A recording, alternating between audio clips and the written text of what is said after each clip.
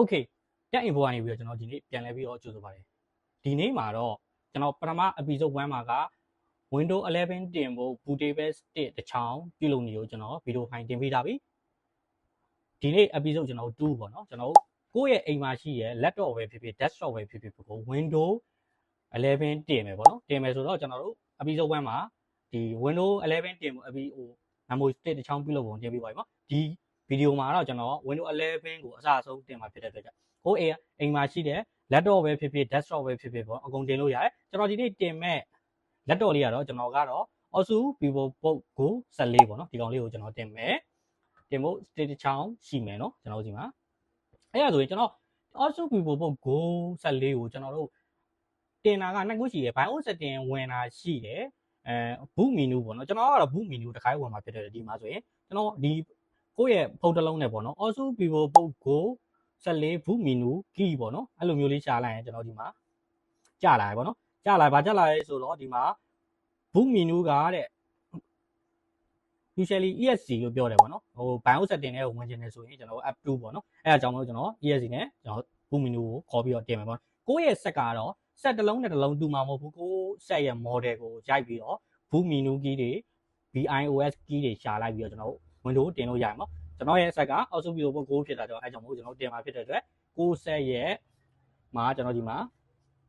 USB stick boot menu လောက်တဲ့ stick လေးကိုကျွန်တော်ထိုးလိုက်မယ်ထိုးလိုက်ပြီးွားရင်ကျွန်တော်ဒီ set ကိုကျွန်တော်ပိတ်ပြီပေါ့နော် power ပိတ်လိုက်တော့မယ်ပေါ့ဒါ power ပိတ်ပြီဒီနေရာမှာကိုက battery ဟိုမရှိဘူးဆိုရင်တော့ charging ထိုးတာပေါ့နော်ဒါကျွန်တော် battery ရှိရဖြစ်တယ် charging မထိုးတာဘူးအဲ့ဒါဆိုရင်ကျွန်တော်တို့ boot menu ကိုစခေါ်မှာဖြစ်တယ်ကျွန်တော် Asus VivoBook Go 14က power ကိုဖွင့်ပြီးတော့ ESC ကို repeat နဲ့ပါပေါ့နော်ကျွန်တော် ESC key ကို repeat နဲ့ရမှာပေါ့နော်ဒီလိုမျိုးလေး boot ဟိုပါပေါ့နော် selection လေးပေါ်လာပြီဆိုရင်ကျွန်တော်တို့ကကျွန်တော်ရဲ့ memory stick က 3.0 ဖြစ်တာဖြစ်တယ်ဒီမှာပေါ့နော် UEFI USB stick 3.0 လေးအကောင်လေးကို select ပေးပြီး click တစ်ချက်နေလဲပါပေါ့နော်ဒါဆိုရင်ကျွန်တော်တို့Windows 11ကိုစပြီးတော့ကျွန်တော်တင်နေပေါ့နော် press any key ပေါ့နော်နှိပ်ထားတယ်ပေါ့နော်ကျွန်တော်ခဏ okay ဒါမျိုးလေးကြာလာပြီဒီနေရာမှာဆိုရင်ကျွန်တော်တို့ language setting ပေါ့ဒီမှာတချို့ set တွေဆိုရင်တော့ဟိုဟာဒီမှာ mouse pad တွေကမကြည့်တော့ဘူးအဲ့လိုမျိုးအချိန်မှာဆိုရင်ကျွန်တော် Acer နဲ့ mouse နဲ့ကျွန်တော်တို့တော့ရမယ် Acer နဲ့ mouse ကိုကျွန်တော်ထိုးပြီးတော့သုံးမယ်ဗျ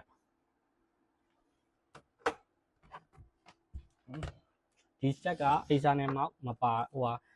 USB port မပါတော့ကျွန်တော်က Type C ပဲပါလာဆိုတော့ကျွန်တော်ခေါင်းပြောင်းလေးနဲ့ Type C လုပ်မယ်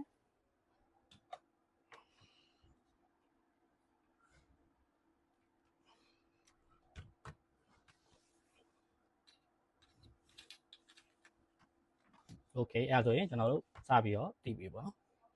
အဲ့ဆိုရင်ဒီမှာကျွန်တော်တို့ English my language is English language ကိုရွေးလိုက်မှာပေါ့နော် select ပေးပြီးတော့ကျွန်တော် next ကိုသွားမယ်သွားပြီးတော့ install now ဒီ laptop ကတော့သူက USB port ကဟိုဟာတဘော့ပဲပါလို့ကျွန်တော် yes Type C port ပါလို့ကျွန်တော်ဒီကနေ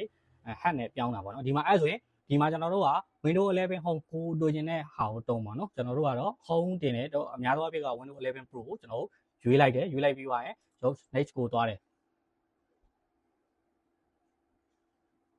အဲ့ဒါပြီးသွားရင်ဒီမှာပေါ့နော်ကျွန်တော်အမှန်ချင်းလေးပေးရမယ် I accept the licensing ဆိုပြီး INB ကျွန်တော် next ကိုသွားမယ်ဒီနေရာမှာကျွန်တော်တို့က upgrade ကကျွန်တော် test time ကိုကျွန်တော်ရွေးလိုက်မယ်ပေါ့နော်ကျွန်တော် stick နဲ့သုံးမှာဖြစ်လို့ပေါ့နော်တင်မှာဖြစ်လို့ဆိုအောက်ကဟာကိုရွေးပြီးတော့ကျွန်တော်ဒီ data file တွေကိုအကုန်ဖြတ်ချလိုက်မယ် delete လုပ်လိုက်မယ်ဘော file ကိုတော့ file နဲ့ပြအောင်ကျွန်တော် delete လုပ်ပြလိုက်မယ်အကုန် delete ဖြတ်ချ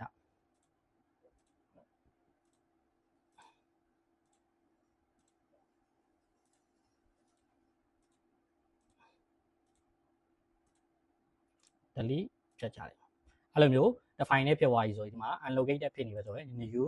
apply ဆိုပြီးဒီနေရာမှာ partition တစ်ခါတည်းပိုင်းလိုက်ရတယ် Windows တင်ပြီးမှ partition ပိုင်းလိုက်ရကျွန်တော်တော့ partition တစ်ခါတည်းမပိုင်းတော့ဘူးဒီမှာ 512K ဖြစ်တော့ 47 အကောင်ကျွန်တော်တို့ format တစ်ချက်ချလိုက်ပါမယ်နော် okay ဒါဆိုရင်ကျွန်တော်တို့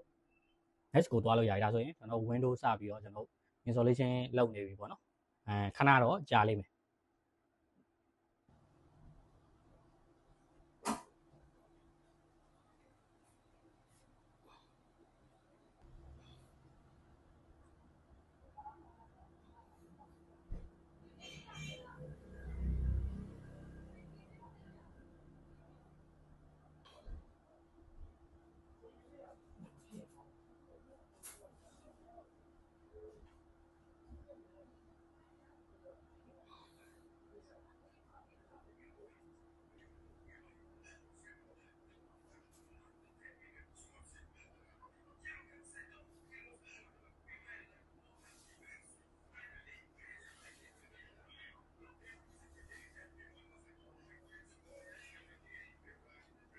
Okay ဒါဆိုရင်ကျွန်တော်တို့ဒီမှာပေါ့နော်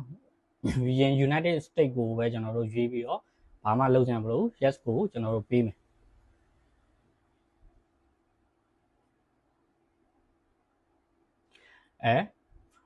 keyboard လေးအောက်ကလည်းကျွန်တော် US ပဲသုံးမယ်ပေါ့နော် yes ဒီနေရာမှာကျွန်တော် skip ပဲကြော်လိုက်မယ်ပေါ့နော်ဟာ keyboard တွေ okay ဒီနေရာမှာကျွန်တော်တို့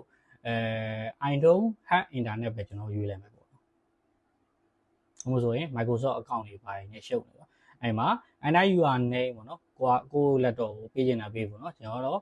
yes you are also vivo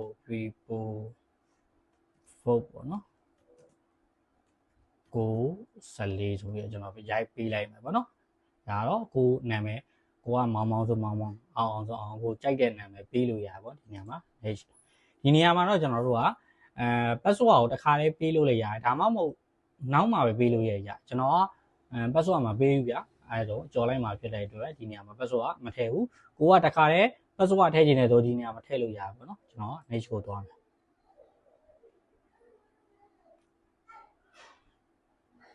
အဲဆိုရင်ကျွန်တော် next ကိုထပ်သွားမယ် next ကိုထပ်သွားမယ် access ဆိုပြီးတော့ကျွန်တော်နှိပ်လိုက်မယ်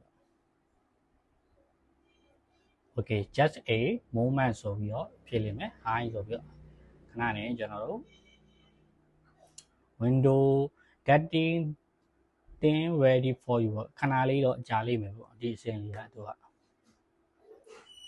သူပြောတယ် don't turn on your PC ဒီကိုယ့်ရဲ့ laptop ကို power မ on နဲ့လို့ပြောတာမိနစ်အနေငယ်ကြာမယ်တဲ့ကျွန်တော်ခဏစောင့်နေပြ okay ဒါဆိုရင်ကျွန်တော်တို့ပြီးသွားပြီပေါ့နော် Windows 11 Pro ဒီ Asus VivoBook laptop မှာကျွန်တော်တို့ installation လုပ်တာအောင်မြင်စွာပြီးသုံးသွားပြီပေါ့နော်ဒါဆိုရင်ကျွန်တော်တို့Windows 11 Pro တော့ပြီးသွားပြီဒါပဲစီကျွန်တော်တို့episode 2ပြီးဆုံးသွားပြီဖြစ်ပါပြီဗျအားလုံးကျေးဇူးတင်ပါတယ်